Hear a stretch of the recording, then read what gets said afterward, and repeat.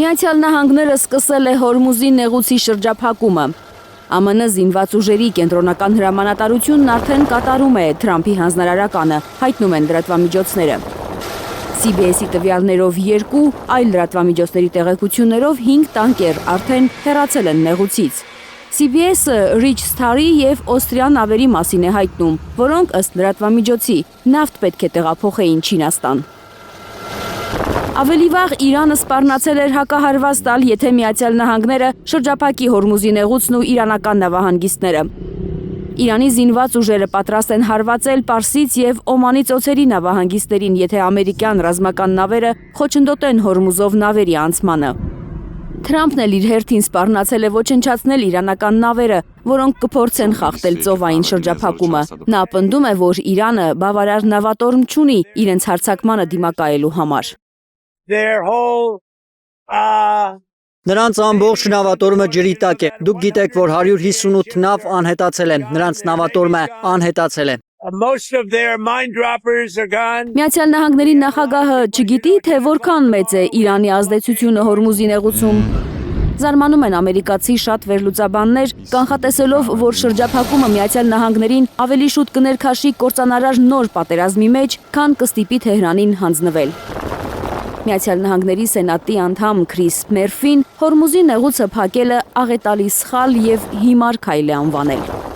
Չիկագոյի համալսարանի պրոֆեսոր, միջազգային հարաբերությունների մասնագետ Ջոն Միրշայմերը իրատեսական չի համարում, որ Միացյալ Նահանգները կկարողանա դիմակայել Իրանի հակահարվածին։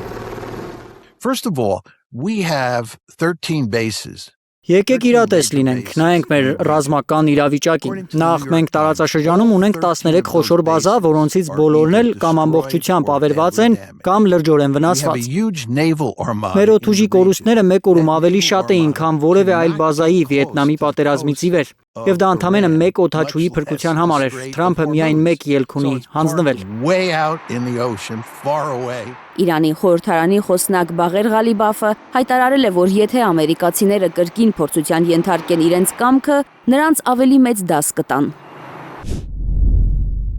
Եթե նրանք կռվեն, մենք կկռվենք։ Եթե նրանք տրամաբանական առաջարկ անեն, մենք տրամաբանական պատասխան կտանք։ Չենք տրվի որևէ սպառնալիքի։ Եթե նրանք կրկին փորձեն մեր վճռականությունը, մենք նրանց ավելի մեծ դաս կտանք։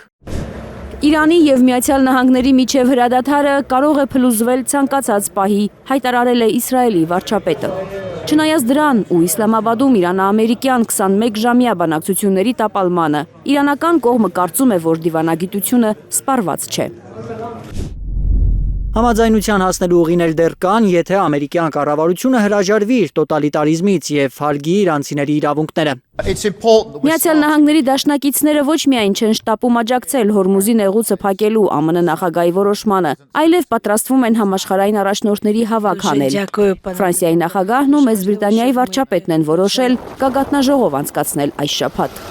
Մինչ Թրամփը փակում է Հորմուզը, Թեհրանը այն հատող նավերից գումար գանձելու վերաբերյալ նոր օրինագիծ է քննարկում։ Նախագիծն արդեն խորհրդարանում է։